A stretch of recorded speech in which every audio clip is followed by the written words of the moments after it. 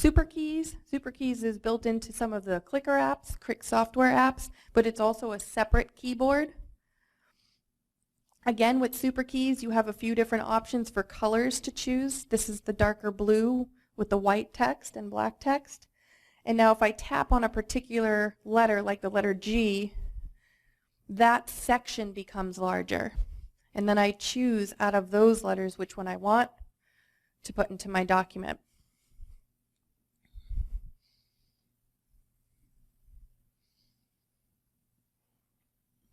Any questions about third-party keyboards? So again, you won't see those on your keyboard unless you decide to download any of them. And just so you can see, I'll go to my keyboard settings in just a minute. I just want to finish out of this particular app so I don't confuse you. So I can tap on the X in the top right-hand corner to close the toolbar, and now I'm done with this document. I can save it to Google Drive or Dropbox and share it with anyone, OneDrive, any of those cloud storages they might be using. And I can also email it or print it. I print from my iPad all the time. If there are printers available that you can print from your laptops without being plugged into it, then you can print from your iPad. Diana? Yes. Quick question. So some people were asking again, you said you will send a list of the apps Yes. out? Okay. And there should be a link embedded in the slideshow, I'm pretty sure too, but if not, it will be in there. Okay. And it's a matrix. So the matrix is a document that lists the app. It lists whether it works in iOS or Android or Google, and then it lists what it specifically does and is for. And if you click on the link of that particular app, it'll take you right to it in the App Store, because sometimes there's others called similar. And I'll send you the link separate in case you want to upload it somewhere. So going out of Claro PDF Pro, going into my settings real quick so I can show you, because I talked about the keyboard settings. General on the left-hand side, keyboard on the right. So you see on the top there where it says keyboards, if I had just downloaded Keeble, this is where I would come. And then I need to go to keyboards, and at the very bottom I would tap add new keyboard, and it would detect it there, and then it would ask me to allow full access. So these are the ones that I already have downloaded. But you need to do that, and then that globe will show up anywhere you are, and you'll be able to access that other keyboard. When you download the apps, they do prompt you to do that, but sometimes it's a little bit difficult to understand what they mean. But you need to activate it, and then you can use it.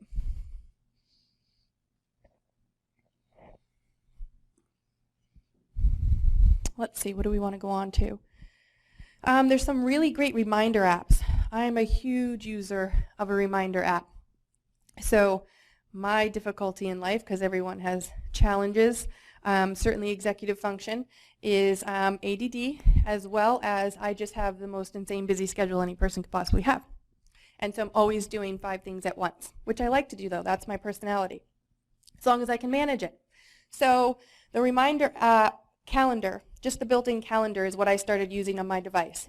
Set my reminder in my calendar, which I help a lot of clients use, and then you can get a reminder like 2 hours before. If I have to get out the door, I get reminded 2 hours before, and then maybe half hour before, really reminding me, get yourself out the door. Other times it's an appointment, and I remind myself a day before and a week before, so you can choose those things, but you can only choose 2 in the iOS when you're setting the reminders. So then I'm driving, or I'm in the middle of a training or doing another activity, and my reminder goes off, and I'm like, oh, I know it's going to go off maybe in like another half hour to remind me, but I'm in the middle of doing something. But yes, I need to remember to do that. Then it goes off one more time, and I'm still busy. And then 3 hours later, I'm like, oh my God, I didn't do that because I was busy when that reminder went off. So I need the nag feature. I need to be reminded for my reminders. Do not forget to do this. And so one of my colleagues who's on our team and co-presents with me specifically on executive function, Stacy, she introduced me to the app called Do. And Do is phenomenal. It's what I use on a daily basis now. I have Do on my phone, and it connects to my Apple Watch. So we talk about wearables. Of course, my Apple Watch is charging right now. But we talk about wearables, and oftentimes our clients or individuals, they have reminders on their phone, but they don't have their phone with them, whether they left it in their purse or their bag, or they're not supposed to have them on them in work. So if they have a watch that syncs, like the Apple Watch, and there's others, they can get those vibrations, those reminders, and it's on them. They're wearing it. They're not disconnected. I get phone calls on mine, my reminders on mine, and this is one of the apps that syncs that I really like, and I love having it on my phone as well. So when you set a new reminder in Do, let's just say appointment, you have some quick fires. So these quick fires can be changed, and I have changed mine. So their quick fires are 9:30, 12, 6:30, and 10. Mine starts at 6 a.m. Sometimes I get a lunch break, so 12 is there, what time I get home, and then late at night when I want reminders before doing something or before retiring for the evening. So I could set it for 9:30. And once I do that, you see I could add 10 minutes really quickly. So I can add 10 minutes or an hour or 3 hours to set the time, and all of those can be changed. So if you want it to be 1 minute, 5 minutes, things like that, any of those can be customized when you're first setting up the app. Now if this reminder goes off at 9:40 a.m. and I can't do it right then, I can snooze it for 5 minutes if I know I'm going to be unbusy in 5 minutes. That's the quick Z's up at the top there, and you can change that as well. It doesn't have to be 5 minutes. Or I can say, remind me in 10 minutes, just by hitting that. Remind me in an hour. Remind me tomorrow, because this is actually something I can put off until tomorrow. But don't stop reminding me until I've done it. So it's the constant nag. So now when I'm doing something, I get a reminder, and I push it up if I can't do it right then. And until I swipe it as done, it will continue to nag me. Question. Sorry, I had the microphone down. Was that it? Sorry. So if I get done with a particular appointment, swipe to the left. You can see it tells you that to complete it as done. You can also set timers if you want to set timers. So that is D, D-U-E. And there's a couple of other really great ones that I'll mention. Alarmed. Quick, easy, clean user interface, reminders or timers. Hit the plus. Again, you can choose the particular time. You can use the quick fires if you want to. You can choose nag me, so you can have the nag feature on. And you can also change the particular alert sounds, of course. And they have many, many to choose from. So if you don't do melody, they have so many to choose from. And longer ones and certainly louder ones.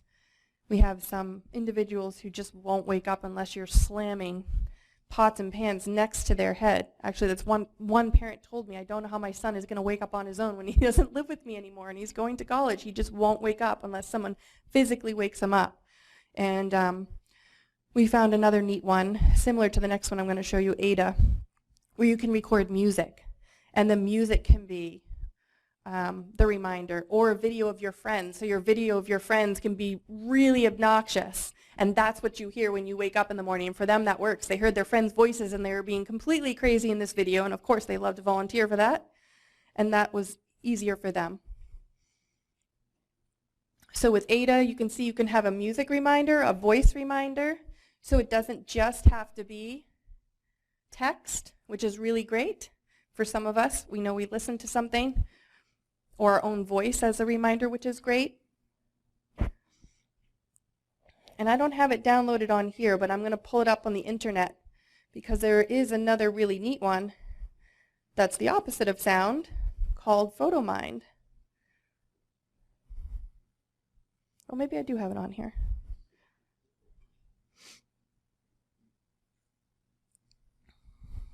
There we go. Just really large, clean, simple pictures. To get the reminders, the photo pops up instead.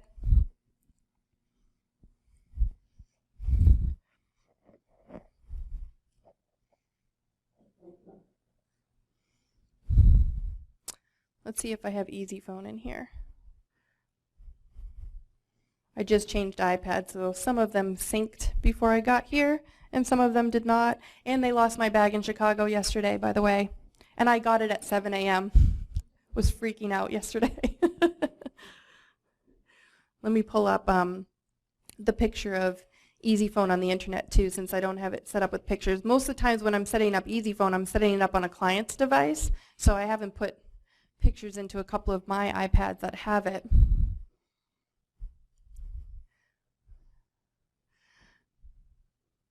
There it is.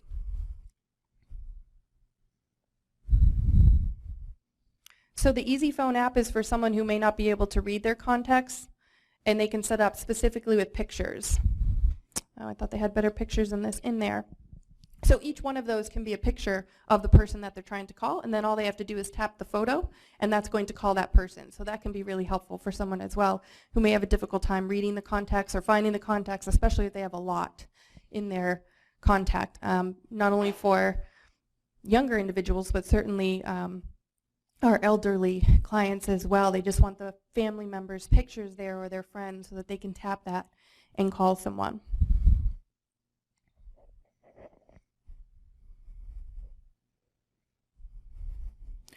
One app that I recently used while on my trip to present in Texas is the Translator app. Has anyone downloaded this for themselves? Use it with clients? Translator, very quickly and easily, choose 2 different languages, and on any device. I can use my iPhone, you can use your Android phone, I can use my phone, you could use your computer. This can be on any device, and you're sitting in a meeting with a client who speaks another language, and it's instantly translating your conversation with theirs. I've used it in classrooms with teachers who have English language learners. The parents come in for a meeting, and the child's typically translating, and they're not that good at it. It works really, really well. Pretty accurate and efficient, enough to break that language barrier. Question? This is just called Translator by Microsoft, and it's free. And it's really great. It just came out pretty recently, right after Seeing AI. And so in Texas, I use Uber and Lyft to get around if I don't have a car. And I was with a colleague presenting there, and we have to leave the conference to get back to the airport. We were both at 2 different hotels across the highway from each other, and our driver came, and he spoke some English, but mostly Spanish, and we spoke mostly English and a little Spanish. And so his first, we had put in that we wanted to go to the airport, but we knew when we put in airport, we had to stop at her hotel first and pick up her bags, then my hotel and pick up my bags. And she got a call as we were leaving the building that she won a raffle, and she won this huge prize, and it wouldn't fit in her suitcase, so we also had to stop at a shipping place for her to ship back home before we could leave. And so we're like, well, we'll put in the airport, and then we'll explain. And then he got there and said very briefly, airport, and we said, well, yes, but, and tried to explain where we needed to go, and it was not translating well. He could not understand. And so then we said it a little bit briefer, and then I was like, duh, Diana, assistive technology. So I pulled out my Translator app, and I was like, I actually get to use this for myself, and it worked beautifully, and translated exactly what I was saying, and I showed him, and he read it, and then he spoke into it, and told me that he understood, and we went to those places, and then when we were stopped for my colleague to ship her package, he asked me what the app was, and he had an iPhone, and he downloaded it on his phone, which was great. And then also, he happened to be cousins. Ooh, that's really weird.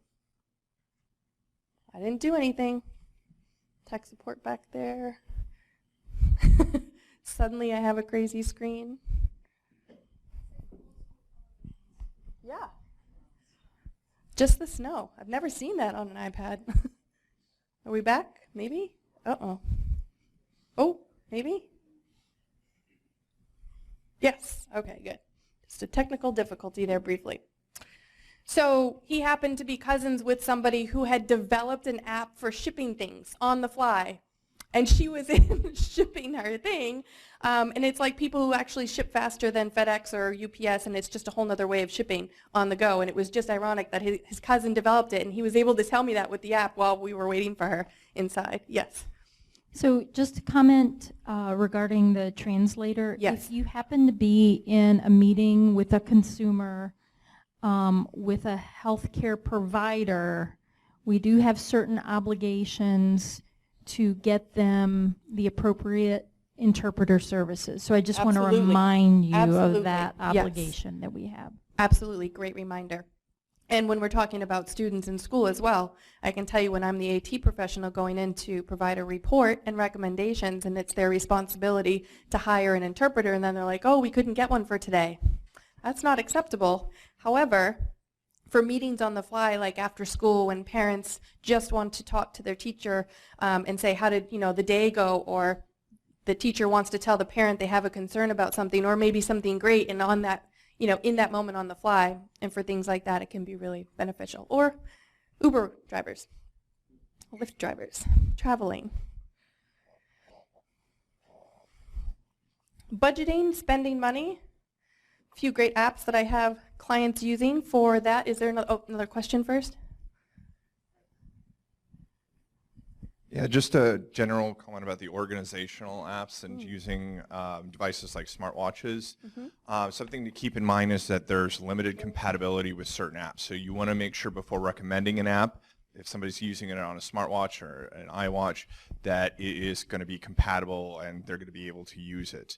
I do think that something that people should consider if they're considering, like, okay, I think he's going to be fine with an iPad, he doesn't need a smartwatch, is that the fact that the student or the consumer needs to be comfortable using it in a public setting. So just being discreet is important. So a lot of people won't use their cell phone in front of their friends or a tablet, but they will use a smartwatch. So that's something to consider, is not just is it working really well during the assessment, but will they actually use it overall? Great point. Love that. Thank you. Yes. One other feature of the built-in reminder for the iOS system is that it can generate reminders based on where you are. Yes. And whether or not you want it when you're leaving or when you're arriving. And that can be huge for people who may want Tums the next time they go to Walgreens, but they're not going for a week. That kind of thing. And I use that all the time for people who have time management issues. Great. I love that suggestion. Thank you. Any others? Okay. Some of the budgeting apps. Left to Spend is nice and simple. Anyone else using this one? With Left to Spend, you can set the specific amount that you have as an allowance. I like that it's very basic to start, because there are many, many budgeting apps out there with all the bells and whistles and certainly listing everything as far as budgeting expenses. But when we just want to track our spending and how quickly am I spending this money, because some of us just have no concept of how much we're spending. So if I have an allowance of $65, whether it's per day or per week, and then each time I spend something, I go to the store, I just spent $5, and there we go. It just automatically tracks it, and it will continue to deduct just based on what they tap in there. A few other settings in there for you to customize, certainly, but I like for some of our basic learners just starting out with something, understanding how fast money goes and how little they have to spend sometimes and where they have to break it down. And then, of course, you can move up to some of the more complex spending apps where they can actually list their transactions, have a calculator if they need to, list their expenses, list their income. And sometimes the light tech version of this is great, but an app can certainly give you reports. I don't have a report on this particular one. A report on how often you're spending money on clothes versus eating out versus getting gas or entertainment. So it's nice for them to have a visual tool to be able to do that.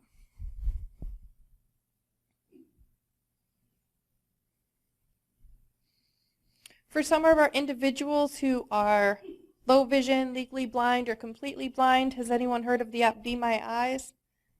Yep, that one's been out there for a little while. I like to talk about Be My Eyes. This is one that we also used during one of our trainings with some middle school students who were legally blind or had no vision and were just starting to discover some tools on their phones that they could use. And Be My Eyes is available on Android as well. It's nice that you can be a sighted volunteer, and I am one on my phone. I've gotten a call a couple of times, which has been really neat. And it's really interesting too because I'm a volunteer, but whenever I've used it in a training, I never get called. When I have my participants try it, I don't get called. So they don't go based on your location because during one training with the students, they called California. And it's really neat when you ask them.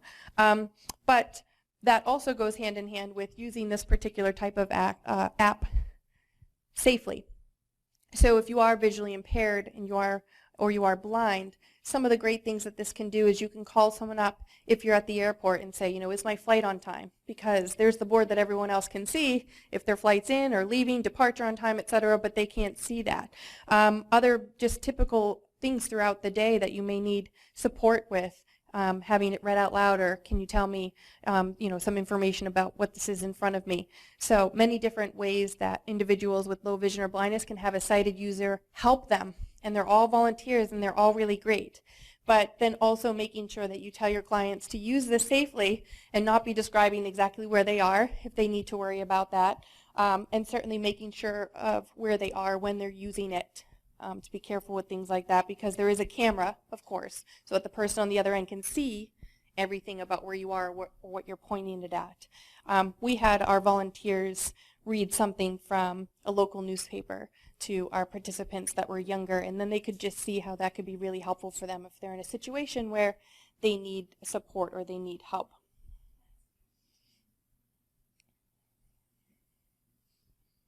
Money reader, most of you probably know. Oh, sorry, question. With Be My Eyes, is there any kind of a vetting process to become a volunteer? No, that's a great question. So anybody can be a volunteer. You can literally just sign up through the app. So you do need to be cautious because anyone could be volunteering. So far I've only heard very positive stories, but certainly that caution. IRA, if you have heard of IRA, maybe you've seen it in the AT world, AIRA, it's just taking off as far as accessibility because their particular users are trained and are screened and are hired specifically for helping individuals who would have the IRA service and the IRA glasses, even help walking through a city, grocery shopping, picking out items, things like that. So there's other options, but Be My Eyes is free. And IRA is a cost certainly and a service that you pay for, though many places are providing IRA for free, working with IRA to be able to provide it to their clients or their consumers or their employees, which is really great. But there's still many places, or many individuals rather, who just want that support if they're traveling or if they're doing business and things like that. Great question. The Money Reader app.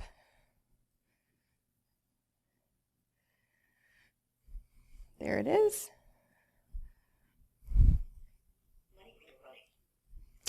Let's grab my wallet real quick. Don't always have cash, but have a couple bills here.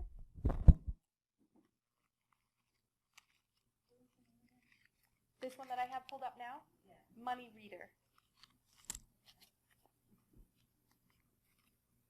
$1. And I can do both sides. $1. Or even just a corner of it.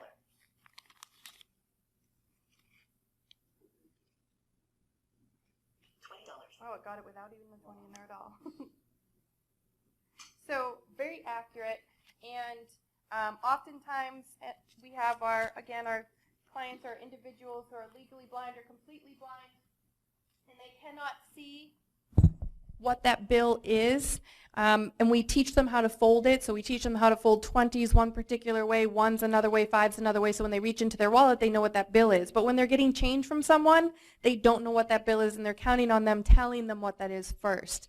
And again, one of my colleagues who travels with me to present is completely blind, and he did get incorrect change back at a conference, ironically, for individuals with disabilities, but they did give him the wrong change back, and he thought he was handing a 10 to someone later at the restaurant, and it was a 1.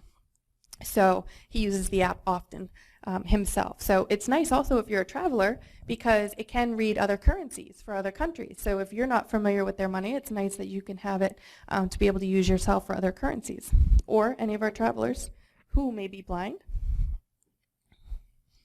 There's many GPS apps out there for navigating, built in, Google Maps, Apple. Blind Square is one that I like to show. Anyone else using Blind Square? So certainly Blind Square for individuals, again, who are low vision or blind. But I use this myself if I'm in Boston or New York because it's so much better than the other GPS apps. Oh. So in your settings, you can change certainly the distance that it's searching for places. And you can see that you could search for things like food, nightlife, outdoors and recreation. Let's go to food. There we go.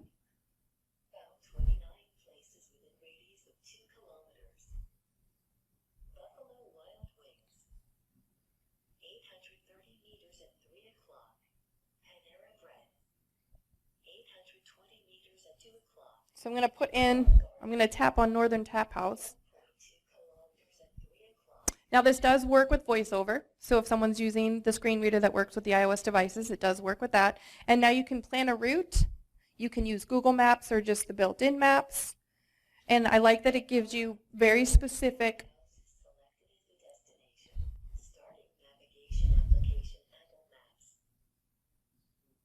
and of course it gives you the safety warning to always be aware of your surroundings.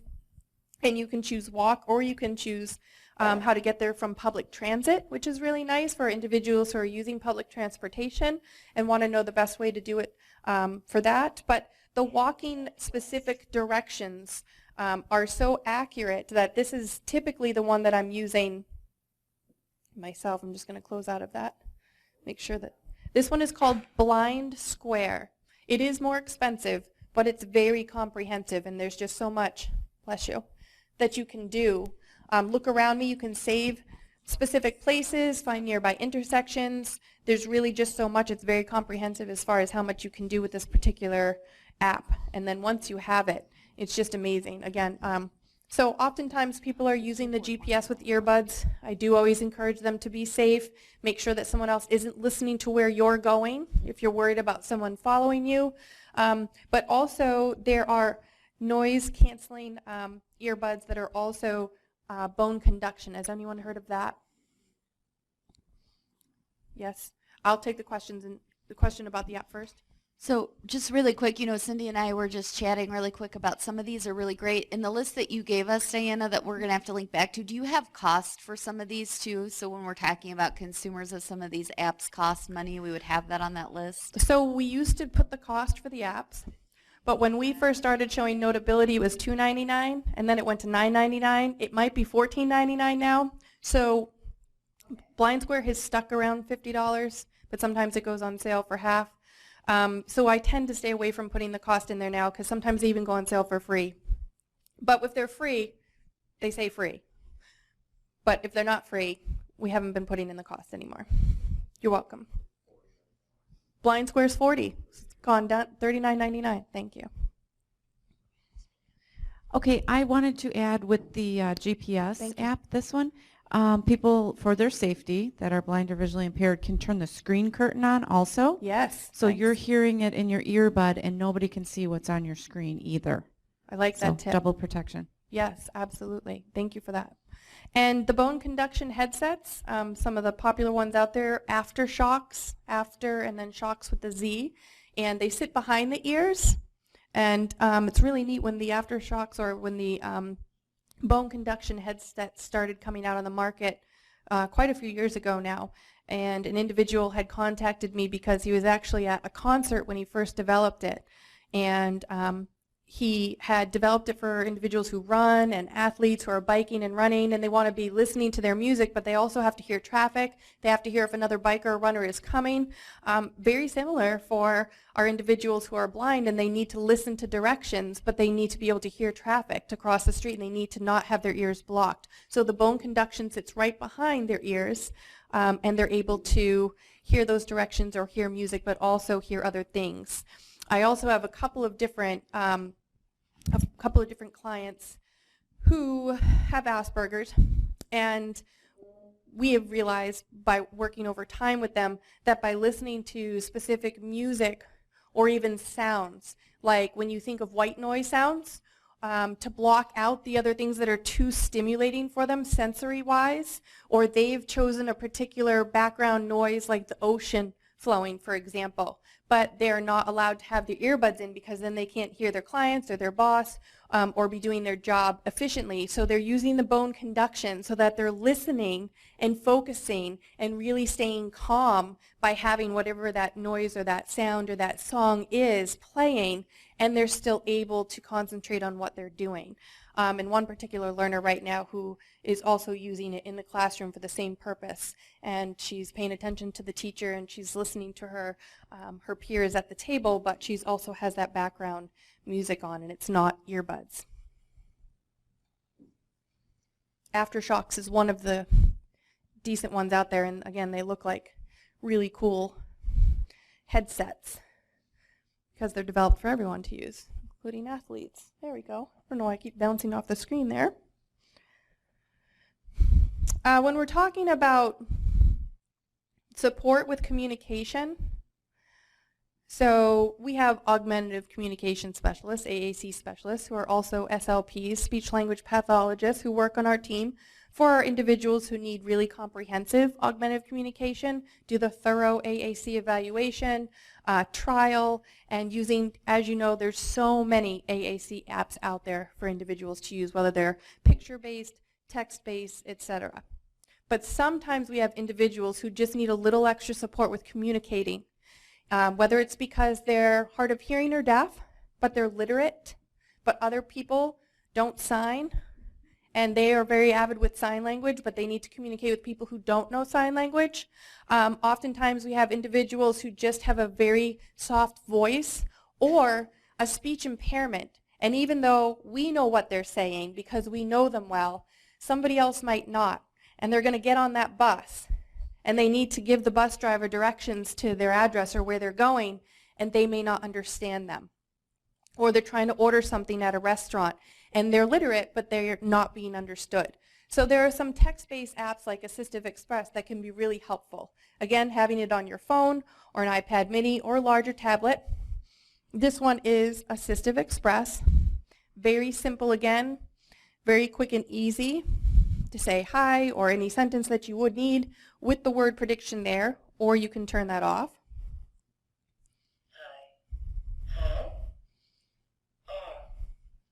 And you can see how quickly that predicts what they may be trying to say as well. You can choose the male or female voice. Hi, how are you? And you can have it speak after they've typed it, so it doesn't have to speak as they're going along. It can just speak the entire sentence at the end. Very, very quick, easy to use, and you can save favorites. So if you have particular phrases like your address or things that you like to order at a restaurant, they can be quick flies. They can be saved in your favorites, and you can pull them up as you need to use them. In the settings, it's very basic again. You can speak the word, the letter, the sentence, change the volume and the speed as well.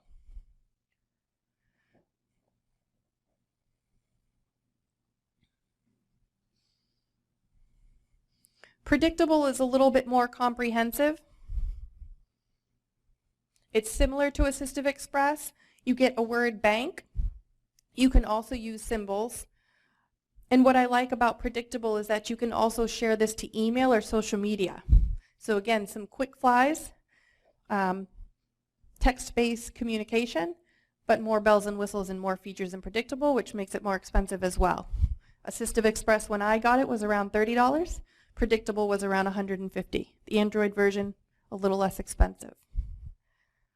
If you do have assistive technology professionals, speech language pathologists, AAC specialists, oftentimes the developers of these apps will give them to you for free for assessments. We get them for free often. Many of you probably already do as well, but doesn't hurt to ask. Yes?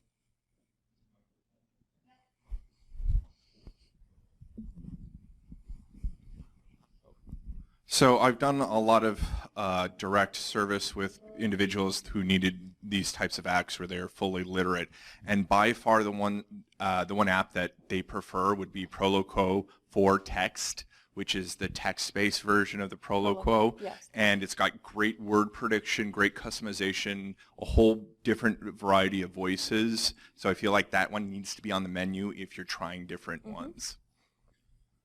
Absolutely, thank you for that. And the for text is fairly new as far as Proloco goes too. I could try to spell. Yeah, so it's pro, like P-R-O, then L-O, then Q-U-O, then the number 4, and then the word text. Yes? A couple more just for text that are free. One is called Text to Speech, and there's another one called Talk for Me, and the voices in both of them are excellent, and they're both free. Thank you for those additions. Anyone else? I love the reciprocal sharing. Predictable was one that was utilized by one of my clients a few years ago, who was a teenager who was going to be graduating and not only going on to post-secondary but also starting to work at Starbucks, and completely deaf and very avid with sign language, and her literacy skills younger than typical, probably at a 6th or 7th grade level, but enough to be able to use text-based. And we were trialing a few different ones at the time, and she had gone to a school where all of her teachers and all of her peers used sign language and spoke sign language, and was going out into the world again where individuals did not. And it was really scary for her family because she also had autism, so there were, you know, a few things that were challenging for her socially, and they did not think that she needed any type of communication app until, bless you, they went to the fair in New England, and she got lost and she got separated from her family, and they couldn't make an announcement, certainly, because she wouldn't hear it, and her family was certainly panicking about getting back to her, and she was as well, and she ended up sitting and crying in one particular spot at the fair, and who knows by what miracle the police officer who found her actually also signed, and he was able to communicate with her and get her back to her family. But as soon as that happened, that's when they called an NAT person, because oftentimes, you know, you don't think about those things if they're not in any particular situation where you think they might be in danger of not being able to communicate with other individuals. So always good to have those options. And quickly, before we take our break, I'm also going to be switching over to the laptop to do some Chrome and talk about Word and such. Ava is an app that's an option for captioning meetings or conversations, whether you're at a dinner table. You can kind of see. If you invite other people who are at that business meeting or at that dinner or whatever the event or activity may be, where you are having a hard time hearing what they're saying, or you can't hear what they're saying, this can caption and transcribe the conversation real time. I've had some students use it in the classroom. It certainly shouldn't be the only thing provided for them, but it's helpful. It's really helpful on the go. It's helpful with families, in the workplace environment. So it's one option. And it's called AVA, A-V-A. Quick question on that one. Yes. Is that actual cart services where somebody's typing up, or is that automatic generation? Automatic generation. Thank you. Yes. Yes. One more question? Sorry, getting ahead of myself. No worries. With the Ava app, is there an option for a keyboard so that if you're using it to caption something, you can have someone type back to you if they can't communicate? Yes. I'm just going to pull that up for you so you can see it. It's not listening to the electricity in my fingers, but the little keyboard icon is for that. Okay. But it's not pulling up for me, interesting enough. There's another app that I use that's very similar to that one called App My Ear. At my ear. App My Ear, Okay. which is a captioning-based application, but it also allows you to change the size of the text, the colors of what you're reading, and allows it to speak back what someone is typing to you, as well as what you're saying to speak back what you're saying to someone else. At my ear, maybe I should put in app. Is it an iOS app? APP My Ear. Oh, app. There it is, App My Ear.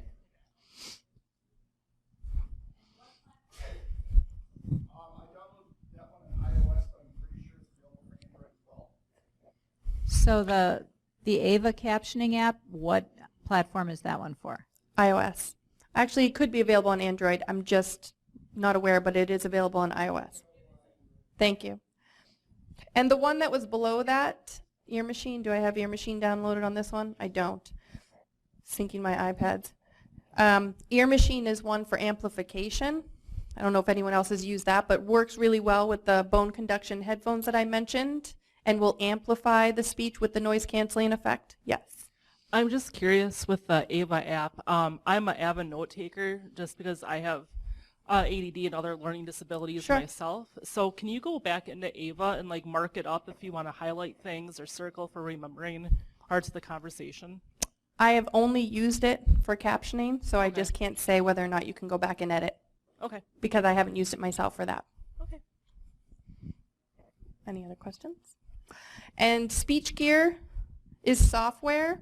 Oh, sorry, one more. With Ava, you can save the conversation. I don't know if you can make marks, but you can go back in Save them. to reread it. Yeah. Thank you for that.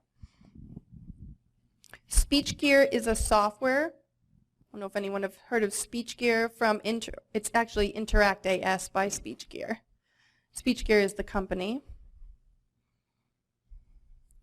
And we have more schools using this as well as businesses and conferences.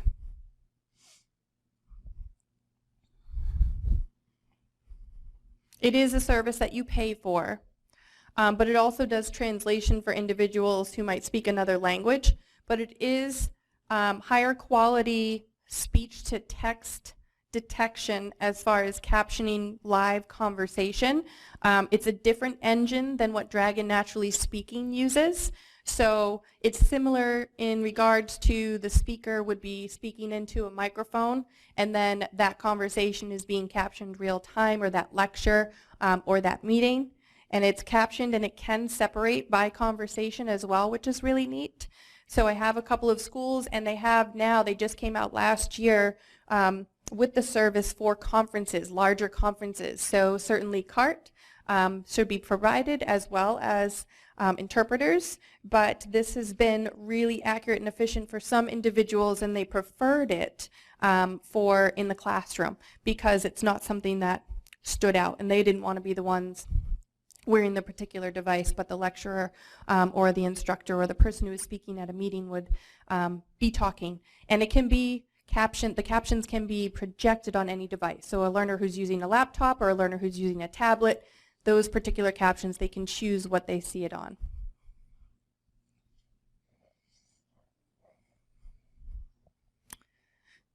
If there are no questions, we're scheduled for a stretching break, I believe, right now. So refreshments, restrooms, and how long did you plan for? 15 minutes.